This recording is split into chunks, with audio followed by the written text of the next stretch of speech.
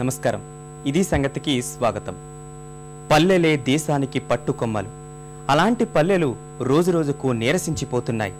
ప్రపంచీకరణ, సరళీకరణ, ప్రైవేటీకరణ విధానాలు అమలైన తర్వాత క్రమేణా గ్రామీణ జీవితం కనుమరుగవుతోంది. ఉద్యోగ ఉపాధి అవకాశాలు లేక పట్టణాలకు వలసలు పెరిగిపోయాయి. నేటి ప్రపంచాన్ని తట్టుకునేలా విద్యార్థుల ఆధునిక విద్యా విధానాన్ని అందిపుచ్చుకునేందుకు కుటుంబాలు నగరబాట పట్టాయి. విద్య, వైద్యంతో పాటు కనీస మౌలిక సదుపాయాలు అందుబాటులో ఉండాలంటే కనీసం ఓ మోస్తరు పట్టణానికైనా వెళ్లాల్సిందే. అవే సౌకర్యాలను గ్రామాల్లోనూ అందిస్తే ఎలా ఉంటుంది?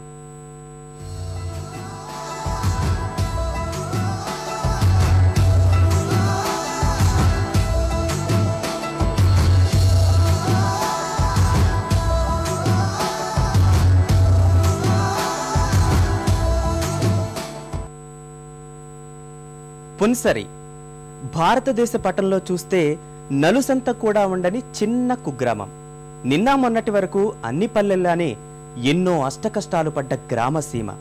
ఇప్పుడదే ఊరు జాతీయ స్థాయిలో పరిచయం అవసరం లేని ప్రాంతం. ఆధునిక పరిజ్ఞానంపై పట్టు సాధించడం గ్రామాలకు సాధ్యం కాదా అనే ఓ యువకుడి ఆలోచన ఆ గ్రామాన్ని దేశంలోనే అత్యుత్తమ గ్రామ పంచాయతీగా నిలిపింది. మంచి చేయాలంటే ఎన్ని మార్గాలుంటాయో కొత్త పాఠాలు నేర్పింది. నేటి తరం నేతలకు కనువిప్పు కలిగించే పున్సరి విజయగాథలోని ప్రతి పార్శ్వంలో ఊరి కోసం వారు పడ్డ శ్రమ, యువనాయకుడు చేసిన కృషి కళ్లకు కడుతుంది. పల్లె పేరు వినగానే మనకు గుర్తుకొచ్చేది మట్టి రోడ్లు, పూరి గుడిసెలు, కరెంటు కోతలు. గుజరాత్ రాష్ట్రంలోని పన్సురి గ్రామం మన అభిప్రాయాన్ని చెరిపేస్తుంది. మొండిగోడల్లో అక్షరాలు దిద్దిన విద్యార్థులకు నేడు కంప్యూటర్ పాఠాలు అందుబాటులోకి వచ్చాయి. వంటింటికే పరిమితమైన మహిళలకు సఖి సంఘాలు ఆర్థికంగా బలాన్నిచ్చాయి. ఇంటింటికి వైఫై, రక్షిత మంచినీరు, 24 గంటలు సీసీ కెమెరా నిఘా, వైద్య సదుపాయాల కల్పనలో ఈ పల్లె ప్రధాన నగరాలతో పోటీ పడుతోంది.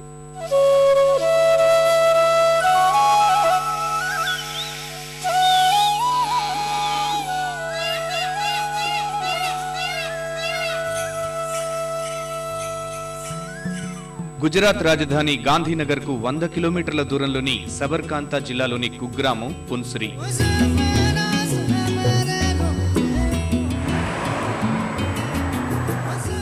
ఈ ఊళ్ళో అడుగు పెట్టగానే గ్రామీణ వాతావరణం ఉట్టిపడుతూనే ఆధునిక పరిజ్ఞానం నా సొంతం అన్నట్లుంటుంది. పట్టణాలు, నగరాల్లోనే మౌలిక వసతులు సాధ్యమా, మేమేం తక్కువ అంటూ ప్రశ్నిస్తున్నట్లుంటుంది. గుంపులు గుంపులుగా జాతీయ పక్షుల స్వాగతంతో జీవ వైవిధ్యాన్ని గుర్తు చేస్తుంది.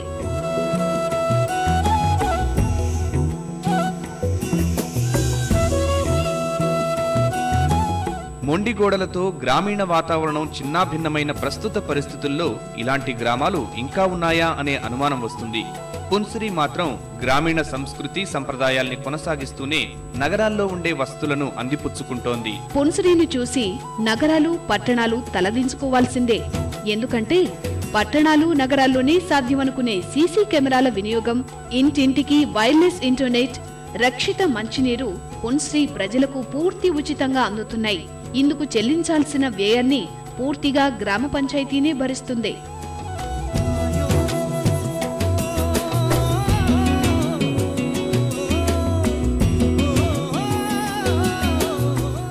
ప్రభుత్వ పాఠశాలల్లోని ప్రతి తరగతి గదితో పాటు గ్రామంలోని ప్రధాన కూడళ్లలో సీసీటీవీ కెమెరాలు వినియోగంలోకి వచ్చాయి. ఇవి పంచాయతీకి అనుసంధానమై నడుస్తున్నాయి. పాఠశాలల్లోని పిల్లల స్థితిగతులను వారి తల్లిదండ్రులు గ్రామ సచివాలయం నుంచే సమీక్షించే సదుపాయం ఉంది. దాని ద్వారా ఉపాధ్యాయుల పనితీరును గ్రామ పెద్దలు అంచనా వేయొచ్చు.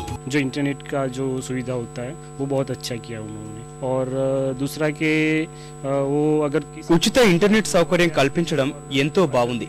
పిల్లల చదువులకు అదెంతో ఉపయోగకరంగా ఉంది. పిల్లలకు ప్రతి అంశంలో సాయపడుతోంది. సీసీ కెమెరాల వల్ల పంచాయతీలో కూర్చొని పిల్లలు ఏం చేస్తున్నారు, అధ్యాపకులు ఎలా బోధిస్తున్నారు ఏంటి అనే విషయాలు తెలుసుకోవచ్చు. అందరి పిల్లల్ని అక్కడి నుంచి చూడవచ్చు. डेमोन्स्ट्रेशन वो देख सकते हैं वहाँ पे बैठे के वहाँ पे टीचर लोग क्या पढ़ा रहे, बच्चों को क्या सिखा रहे हैं, सब बच्चों पर हम नजर रख सकते हैं. గ్రామంలోని ప్రతి వ్యక్తికి ₹1,00,000 ప్రమాద బీమా, 25,000 రూపాయల ఆరోగ్య బీమా ప్రీమియం పంచాయతీ ఖాతా నుంచే. అలా 6,000 మంది గ్రామస్తులపై ఏటా 25 లక్షల రూపాయలు వెచ్చిస్తోంది. గ్రామంలోని విద్యార్థులకు నాణ్యమైన విద్య అందించడమే లక్ష్యంగా పనిచేస్తున్న గ్రామ పంచాయతీ వారికి అవసరమైన అన్ని వసతులు సమకూర్చింది. భవిష్యత్తులో విద్యా విధానాన్ని మరింత ఆధునీకరించాలని నిర్ణయించింది.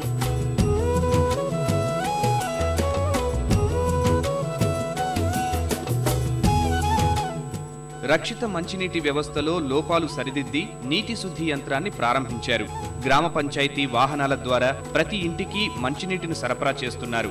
25 లీటర్లకు నామమాత్రంగా 4 రూపాయలు ప్రజలు చెల్లించాల్సి ఉంటుంది. ప్రజలే